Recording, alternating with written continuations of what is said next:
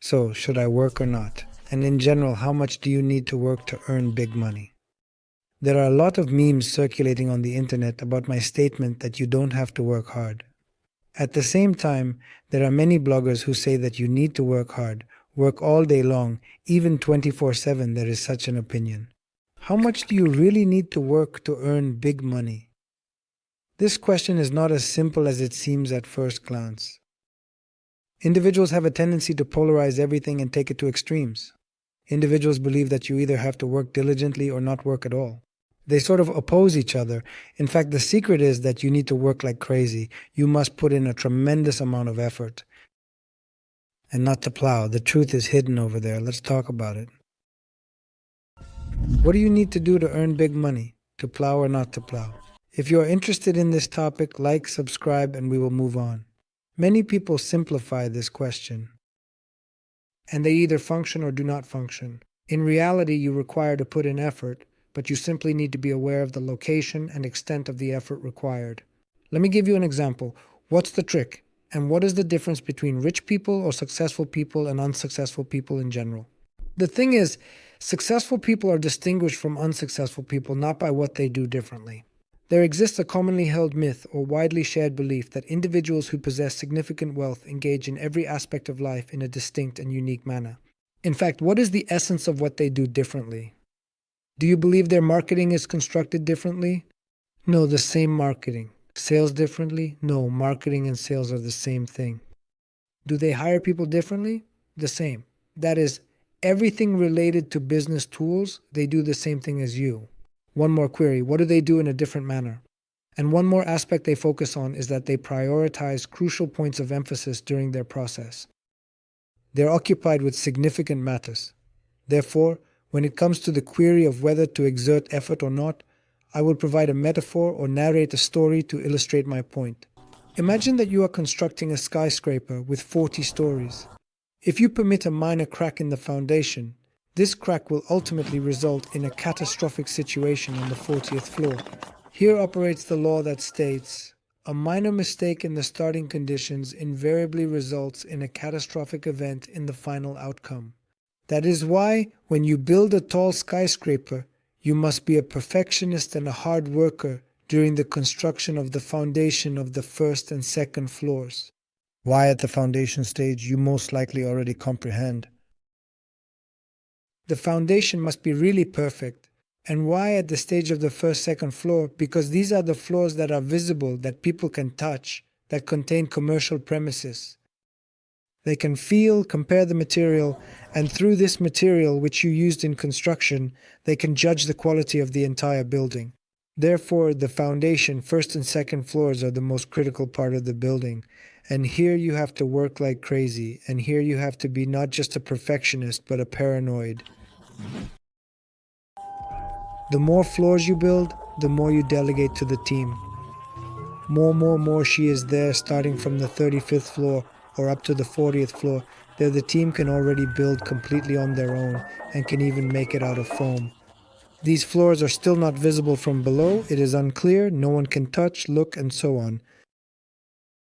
Thus, the crucial component is the component that comes at the beginning, which is of utmost importance. Let's compare, let's examine the business. When you initiate a business as a founder, you need to ascertain the pivotal element of success, which is indispensable in your business. Secondly, you need to form a team. Thirdly, you must give the company a mission and explain to the whole team the meaning of why we have gathered together and what we are doing, who we are doing it for. Fourthly, you must create a corporate culture, or the culture of relationships in the company. Fifthly, you need to establish the initial relationship with the CEO, whom you will hire, or your assistant, or perhaps a deputy, or any other relevant personnel who can fulfill the role. So you are laying the foundation for your future company. At this time, you need to work. And at this time, you need to be a perfectionist. And as the company grows and develops, many things will already be done by the employees themselves. If you take this building as an example again, then look, throughout the building, if you work at the foundation stage of the 2 floors and then less and less, people from outside will say, Margulam built a 40-story building. He is only 20% max.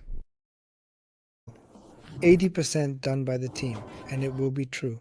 But in these 20% that I worked there 100% of the time at the stage of the foundation of the first, second floor.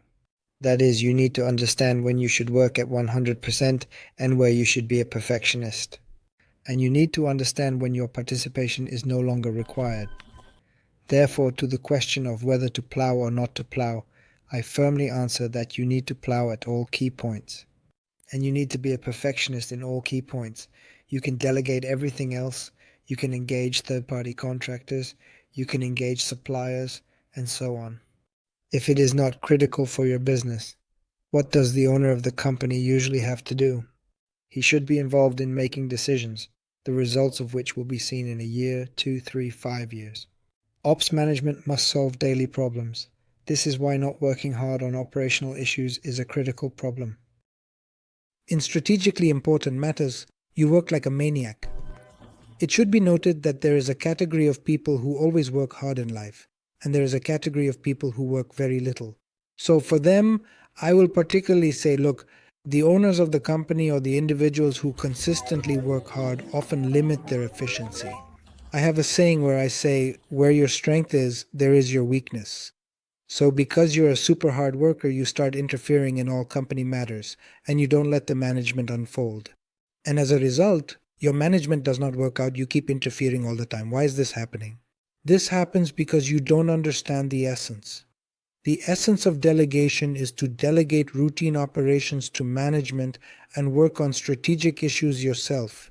Delegation entails assigning routine operations to management and personally addressing strategic issues of importance. Key inquiries. In other terms, to persist in exerting effort, delegation is merely a straightforward shift of attention. You used to handle all ops before, and now you're working hard, but in strategy ops. This is for those who are used to and love to work hard, for those who don't like to work a lot. Considering your temperament and your unwillingness to work extensively, prioritize the most crucial issues immediately. As a result, you will not burden yourself with operational routine operations. Instead, focus on the time you work, channeling all your creative potential and energy into dealing with key things. By doing so, you can avoid getting overwhelmed and ensure efficient utilization of your resources. And that will be enough for the company to grow and prosper. Please share in the comments what type of person you consider yourself to be and what beliefs you have in your mind, whether you need to work hard or not. And how does it affect you? In my life, I have achieved many heights, earned billions of dollars, and I don't remember working more than 6 hours a day. 6 hours per day is sufficient to attain any success and any wealth. This is my personal deep conviction. If you lack 6 or 8 hours a day, it says only one thing. What A? You are ineffective. B? What you don't trust people. And S? You don't know how to delegate and you don't know what to focus on. You do not know the key points or key factors on which to focus. Many people ask me, what about these 6 hours that you work? It includes training, reading books that develop you, YouTube videos, networking, meetings, etc. If it has a direct impact on the growth of your business, your own growth, then yes, it is indeed included in the considerations for its relevance and potential effects on your overall growth trajectory.